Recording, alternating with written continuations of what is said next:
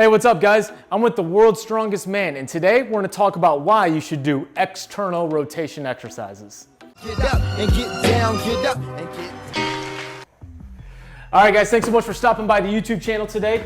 If you guys follow Martin's, you'll see that he opens up every single one of his YouTube videos with some external rotations.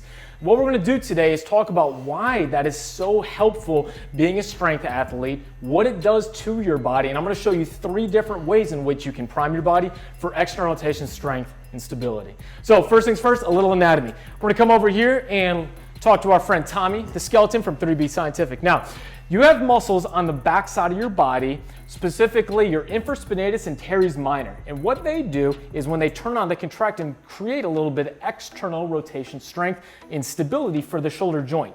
Now, if you look at the shoulder, it's basically a golf ball sitting on top of a golf tee. So the shoulder joint itself is one of the most mobile joints in the entire body.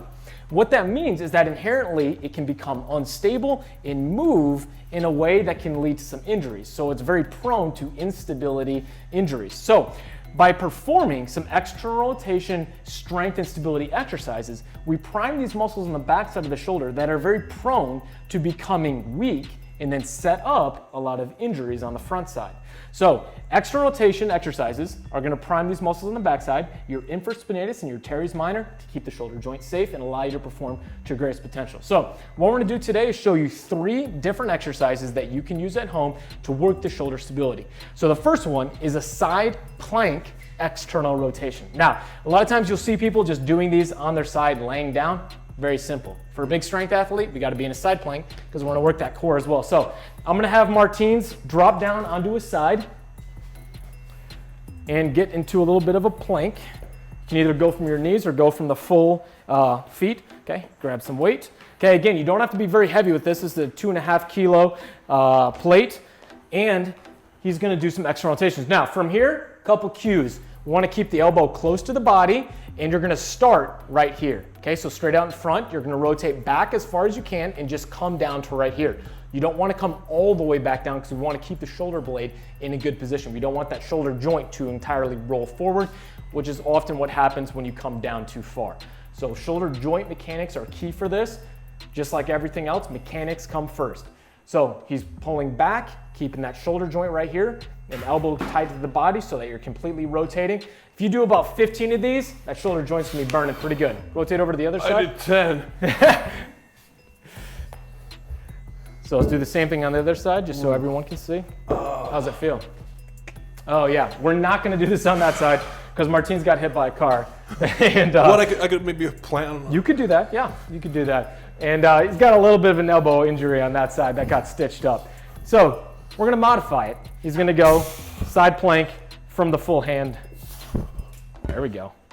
He's gonna be an acrobat for this. Can he do it? Ooh. Ooh. Little instability training.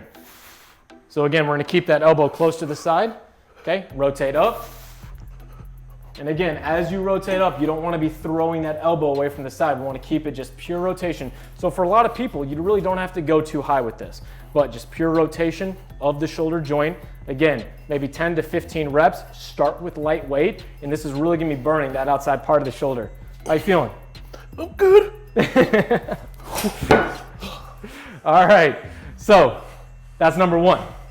Number 2 is we're going to do an external rotation W.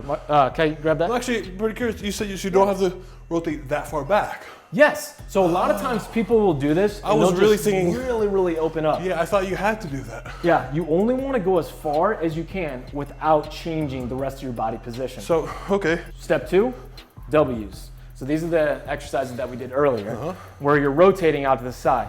Now the big difference with this that we did is put a hold into it. So your elbows are by your side. Okay, rotating out, and you're gonna hold out here for 5 to 10 seconds. Now, the reason we're holding out here is because we're not just priming shoulder strength, which is your ability to move a joint, create strength and power to move a joint. What we're looking for is stability, which is our ability to maintain position, to limit excessive or unwanted motion. So we're teaching those muscles on the back side of the body to turn on and then maintain joint position within the shoulder. So by going out to the side and holding right here, he's gonna feel these muscles burning much more than if he was just moving the shoulder back and forth. So this is an external rotation W, because the arm's gonna make obviously a little bit of a W going out to the side. And he's holding for 5 to 10 seconds. Something like this, I'd maybe have him do 10 to 15 reps based on how much we really wanna work the shoulder that day. How you feeling with this? This burns. Burns pretty good. I'm sweating. There you go. So the great thing, flip around with this. Not only is he working the back of the shoulder, but when we do a standing W, we're also calling in a little bit of your low trap muscles. So this is a great exercise also to work a part of your trap that is often under-facilitated, especially a lot of my strength athletes that are doing a lot of shrugging, a lot of overhead work, like my Olympic weightlifters or my CrossFitters. They get very upper trap dominant, and often they get a lot of weakness or under-facilitation of your low trap. So doing a W like this and holding allows us to prime that low trap just a little bit more. Not too bad? No, not too bad. All right, so that's number 2. Number 3, we're gonna do some rotations in an elevated position, because here's the deal. As strength athletes, we're not just doing things below our shoulders our entire life, we're also moving above our head. So what we're gonna do is an external rotation press. So we're gonna work the body and improve that external rotation ability in an elevated position. So I'm gonna have you down on a knee. There you go. Yep, you can grab that for a knee. Okay, so from right here, what we're gonna do is an external rotation press. So what I'm gonna do is have him start straight out in front, and you're gonna row backwards. Now from here, he's gotta lock in this shoulder blade. He's going to rotate back, keep his elbow elevated, hold for a couple seconds, and then press overhead. Now hold this again for a couple seconds before reversing it back down. Down, keep this locked in, press, and forward. Now, not only is this working external rotation, strength and stability in an elevated position, but by pressing and holding, we're also really increasing the demand on the serratus anterior muscle, a very helpful muscle at maintaining shoulder blade position whenever we're going overhead. So this is a great exercise, especially for anyone that does overhead pressing. This may be just with a press, a jerk, or a snatch.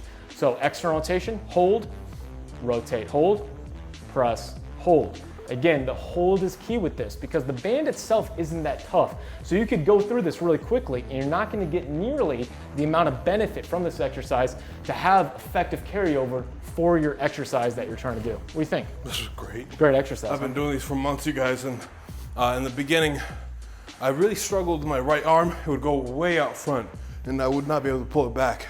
But this has significantly helped me get my right arm to activate again since my nerve damage, and also just has helped me out a lot with my lockouts. Okay, so big thing, always do both sides.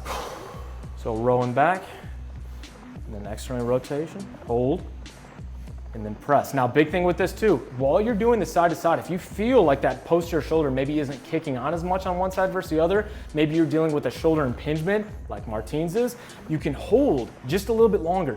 Right there, 5, 1, 2, 3, 4, 5, then press. Good, hold up there, 1, 2, 3, 4, 5, then reverse it back down. And sometimes those holds can just turn on those muscles. And for reversing, I don't need to hold that long, right? Yeah, you don't need to, but you can if you want to increase that demand a little bit more. Make it just a little bit harder. Good. How's this feel on this side compared to the other side? Definitely harder to get my arm back up. Okay. But the rotation hold is harder. The rotation, yeah. So this part right here. Okay. That feels weaker. Gotcha. Now, if you guys have not yet checked out, Martins and I shot a video where we evaluated his upper body and looked at some of his shoulder and elbow injuries, and we found that external rotation, strength, and stability was one of his areas that he's lacking. So if you haven't seen that video yet, go check that out. That's part 2 of our evaluation working together. So this would be a very helpful exercise at improving that weak link to help him get back to performing 100% pain-free. So, how you feel after all those? It's great. It's burning. There you go. He didn't have me rest at all. He's a one-take kind of guy. There we go. That hasn't even stopped. We'll rest now before we do our next shoot. Wow. Big takeaway for today, external rotation, very, very helpful. Most athletes have a weak link where we're just not as dominant posteriorly because we do things so often throughout our lives, pushing just right out in front. We're very forward, looking at our phone all day. A weak link that many athletes can benefit from is external rotation. But the way in which you do it, and the technique that you're using, the holds that you apply, really make the difference of whether or not you're doing it effectively to have good carryover for the rest of your training. You haven't stuttered or missed a beat. It's amazing. Practice. All right, guys. Thanks so much for stopping by the YouTube channel. If you have any questions for Martins and I, let us know in the comment section below. And if you don't yet, go on over and check out Martins' YouTube page and give him a subscription. Follow him. He's got some amazing content on there. Thank you. There you go. Until next time, guys. Happy squatting. They say that energy flows where attention goes, so I pay no mind. Why waste my time with all these negative cats scratching? So caught up in their egos, these people have lost.